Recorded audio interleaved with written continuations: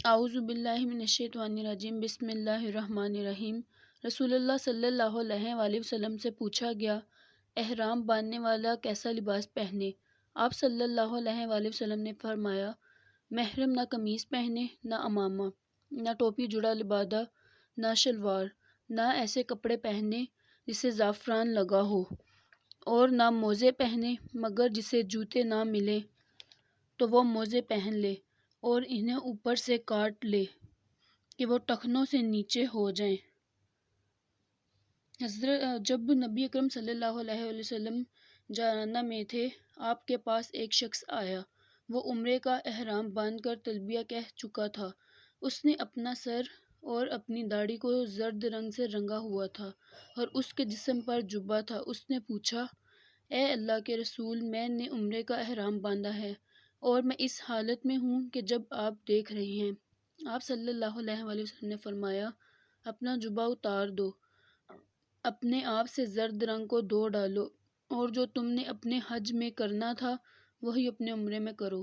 رسول اللہ صلی اللہ علیہ وآلہ وسلم کا تلبیہ یہ ہوا کرتا تھا، لبیک اللہم لبیک، لبیک لبیک لا شریک لک لبیک، ان الحمد والنعمت لک والملک لا شریک لک۔ میں بار بار حاضر ہوں، اے اللہ میں تیرے حضور حاضر ہوں، میں حاضر ہوں، یقیناً تمام تعریفیں اور ساری نعمتیں تیری ہیں اور ساری بادشاہت بھی تیری ہے، کسی بھی چیز میں تیرا کوئی شریک نہیں۔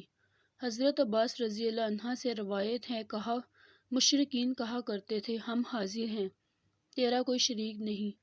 کہا تو رسول اللہ صلی اللہ علیہ وآلہ وسلم فرماتے، تمہاری بربادی، بس کرو بس کرو، یہیں پر رک جاؤ۔ مگر وہ آگے کہتے، مگر ایک ہے شریک جو تمہارا ہے، تم اس کے مالک ہو، وہ مالک نہیں۔ وہ لوگ بیت اللہ کا طواف کرتے ہوئے یہی کہتے تھے۔ حضرت عائشہ رضی اللہ عنہا نے کہا، میں نے رسول اللہ صلی اللہ علیہ وآلہ وسلم کو احرام باندھنے سے پہلے، آپ کے احرام کے لیے اور طواف کرنے سے پہلے احرام کھولنے کے لیے خوشبو لگائی تھی۔ حضرت عائشہ رضی اللہ عنہا نے حدیث بیان کی، انہوں نے فرمایا، میں نے رسول اللہ صلی اللہ علیہ وآلہ وسلم کو خوشبو لگاتی، پھر آپ اپنی تمام بیویوں کے ہاں تشریف لے جاتے، بعد ازاں آپ احرام باندھ لیتے اور آپ سے خوشبو پھوٹ رہی ہوتی تھی۔ صعب بن جسامہ رضی اللہ عنہ نے نبی صلی اللہ علیہ وآلہ وسلم کو ہدیۃً زیبرہ پیش کیا۔ آپ صلی اللہ علیہ وآلہ وسلم احرام میں تھے، سو آپ نے اسے لوٹا دیا اور فرمایا، اگر ہم احرام کی حالت میں نہ ہوتے تو ہم اسے تمہاری طرف سے ضرور قبول کرتے۔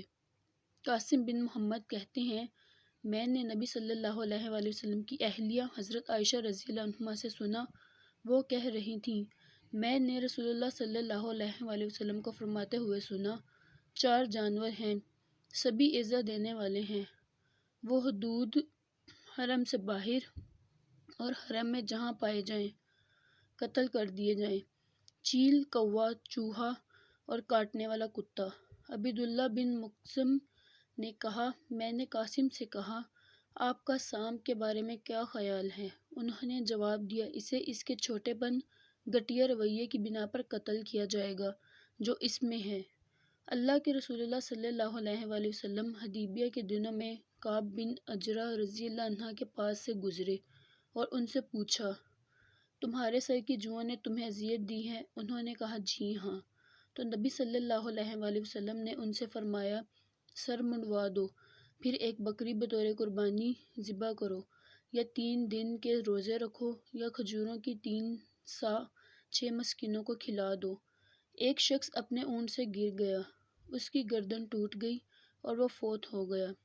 آپ صلی اللہ علیہ وآلہ وسلم نے فرمایا، اسے پانی اور بیری کے پتوں سے غسل دو، اسی کے دونوں کپڑوں احرام کی دونوں چادروں میں اسے کفن دو، اس کا سر نہ ڈھانپو، بلا شبہ اللہ تعالیٰ اسے قیامت کے دن اس حال میں اٹھائے گا کہ وہ تلبیہ پکار رہا ہوگا۔ نبی صلی اللہ علیہ وآلہ وسلم زبیر بن عبد المطلب رضی اللہ عنہ کے ہاں تشریف لے گئے۔ انہوں نے کہا، اے اللہ کے رسول، میں حج کرنا چاہتی ہوں جبکہ میں بیمار بھی ہوں۔ تو نبی صلی اللہ علیہ وآلہ وسلم نے فرمایا، تم حج کے لیے نکل پڑو اور یہ شرط کر لو کہ اے اللہ میں اسی جگہ احرام کھول لوں گی جہاں تو مجھے روک دے گا۔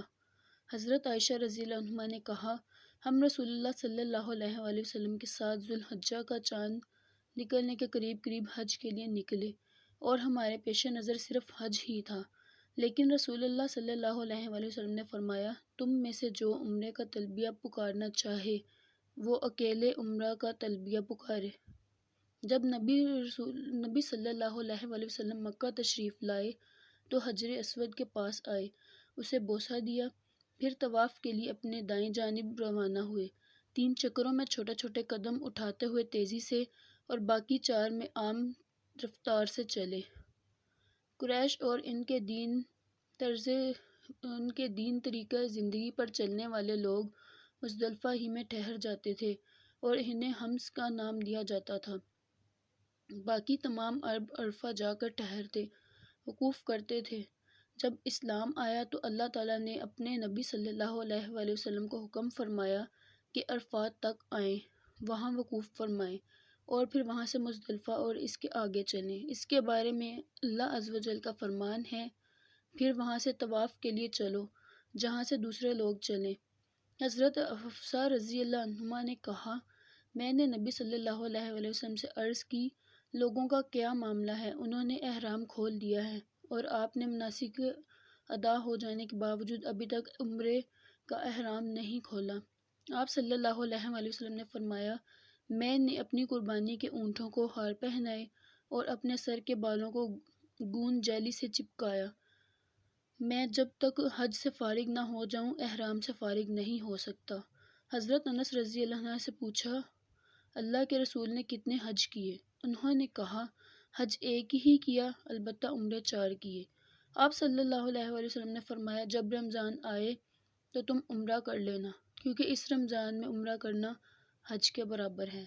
آپ صلی اللہ علیہ وآلہ وسلم نے فرمایا، کسی عورت کے لیے جو اللہ اور آخرت کے دن پر ایمان رکھتی ہے حلال نہیں کہ وہ 3 راتوں کا سفر کرے مگر اس طرح کہ اس کے ساتھ محرم ہو۔ رسول اللہ صلی اللہ علیہ وآلہ وسلم فرمایا، جس نے اہل مدینہ کے ساتھ برائی کا ارادہ کیا تو اللہ تعالیٰ اسے اس طرح پگھلا دے گا جس طرح نمک پانی میں گھل جاتا ہے۔ رسول اللہ صلی اللہ علیہ وآلہ وسلم نے فرمایا، جو جگہ میرے گھر اور میرے ممبر کے درمیان ہے وہ جنت کے باغوں میں سے ایک باغ ہے۔